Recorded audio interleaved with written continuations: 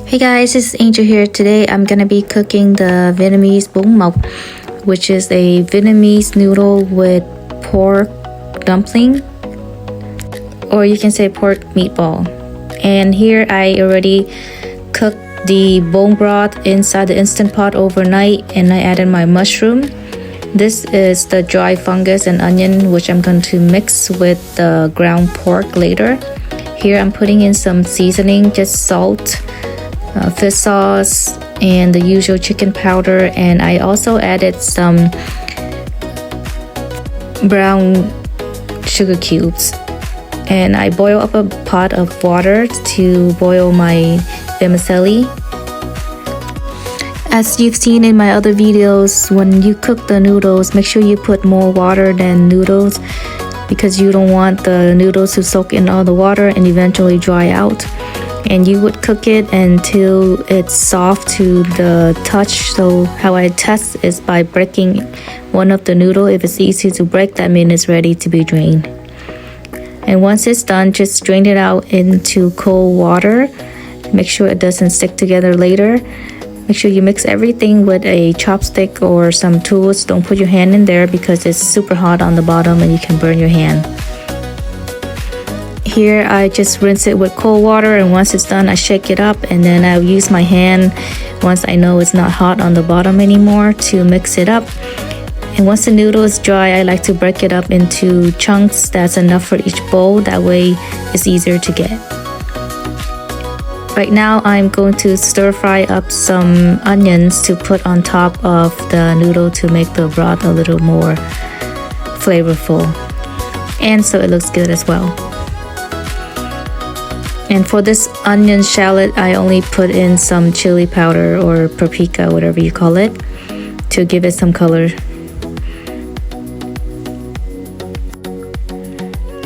Stir fry until it's kind of cooked and yellow like this, and put it aside. And I'm gonna go outside into my backyard and get some onions for the toppings later. I need to cut all of this off. I'm not going to use it all today, but if you want it to keep growing, you have to cut them off, and if you leave them too long, it will be too old to even eat. So I normally cut these, I put it in the fridge, and whenever I fry eggs or I need to use it, I would wash them and eat them. I don't know what I'm growing in my garden here, but there's a lot of plants that's been growing this season. It might be some of the seed that I throw in, which I don't remember what it is, but I'm just going to wait until it gets bigger and then figure out what it is. I haven't had time to work on my garden, so weeds are starting to grow, and right now I'm just gonna pick some of them and throw it out. Onion is so easy to grow. All you have to do is cut the bottom part of it, soak it in water for a few days before you put it in the ground. Sometimes I don't even have to do that, because when you buy it, it already has the roots. Use the top and cut the bottom half, maybe 2 inch, leave 2 inch of it, and then put it in the ground. You can also put in water, but then if you put in water, sometimes it can rot. And it will just keep growing. If you cut the top and just eat like this, it will keep growing new ones, and you're gonna have never-ending onions. I've never had to go outside and buy my onions ever since. Sometimes I leave it too long and it gets really big. It has these big flowers and it becomes so hard to even eat. That's when I have to throw it away. But if I cut the top part and throw it out, new ones will grow and it will be fresh and young again. These are the bigger onions. I think that's the reason why it's bigger than the other side. I really wish I had more time to go out and do more work on my garden and make it more nicer. It's been abandoned for a while, but it's starting to get better. I'm doing as much as I can and just to the best of my abilities, because I do enjoy gardening, but just the time that I have is not enough. I also bought some tropical plants I put in there. I don't know what it's called in English, but that green plants you see right there, it's used to make sticky rice. And here's the shallot that I made earlier. I just put on top so it has some flavor to it.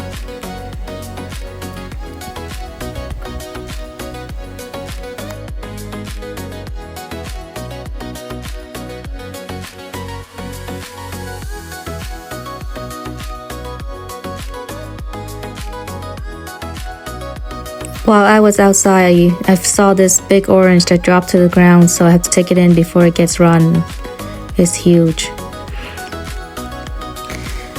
This is the dry fungus which I soak in water, and I chop up some onions into small chunks, and now I'm going to season it with black pepper, some chicken powder, some salt, and this is where I will add the ground pork. I bought it at one of the Asian store. You can also buy this in the supermarket. I think they have it frozen. And it's just ground pork that they grind up already. You just use it like a paste. I'm waiting for the ground pork to defrost, so I'm going to mix up the seasoning with the dry fungus and the onions. And now it's ready, so I'm adding it in here. I used 2 pounds of ground pork, which should be enough for this pot, but you can use more or less. If you like, you can also chop in some shrimp or ground up some shrimp and add together to this mix. It will give it more flavor. I'm adding some more chili powder for some color. And make sure you mix it up and evenly. And make sure the pot is boiling. Then you can put in the ground pork. That way it will cook and stay together.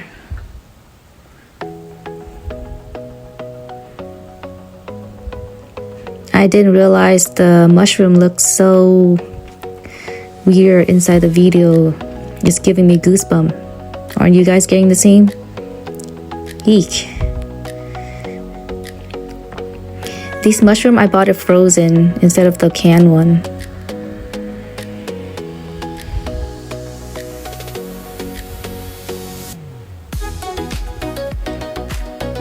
And don't worry about the pork ball not being flavorful enough, because when you eat, you can dip it in fish sauce if you like, or any kind of sauce.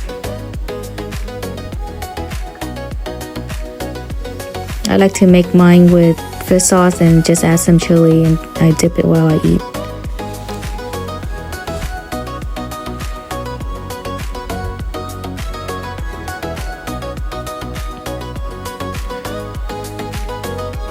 This is going to be a full pot. It's going to last it for 2 days.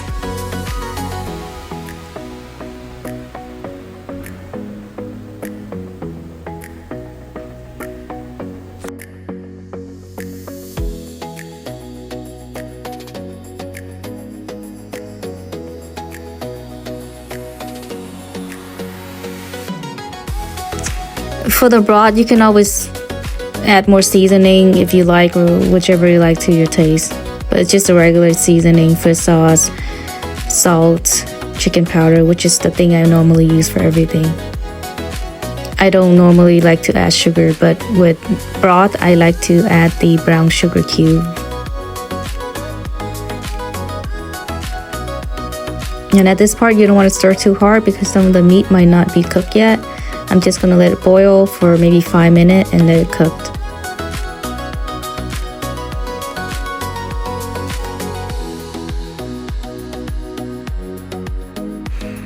Make sure to take out all the bubbles on top.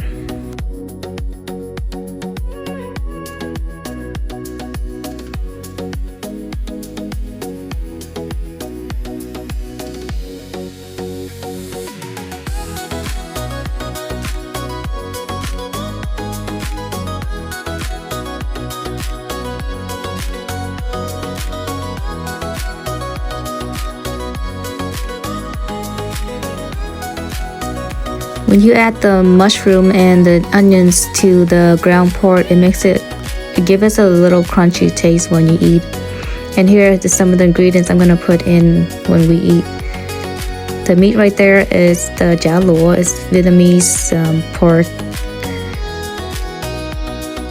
Now we're ready to eat. I'm going to add the hot boiling water into my noodles. And then I'll go over there and add some of the onions, veggies, and the chả lúa. Can't wait.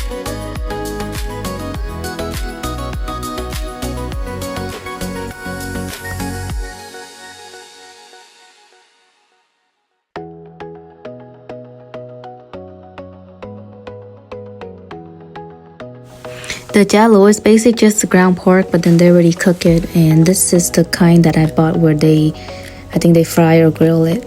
There's other kind where they steam it. And these are the ones you find inside a Vietnamese sandwich. For the veggie, I use bean sprouts, some mint leaf, some raw rum, I don't know what that's called, and then just put in some lemon and some chili. And we are ready to eat. Okay, here we go. Let's take a bite. So hot and delicious.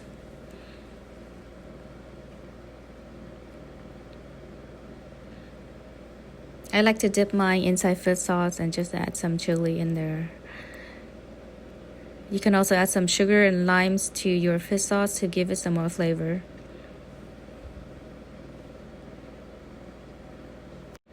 The dish looks like it needs a lot of work, but actually it's really simple as long as you can find all the right ingredients. And as with Vietnamese noodle, most of the noodles are pretty much the same. You cook it the same way.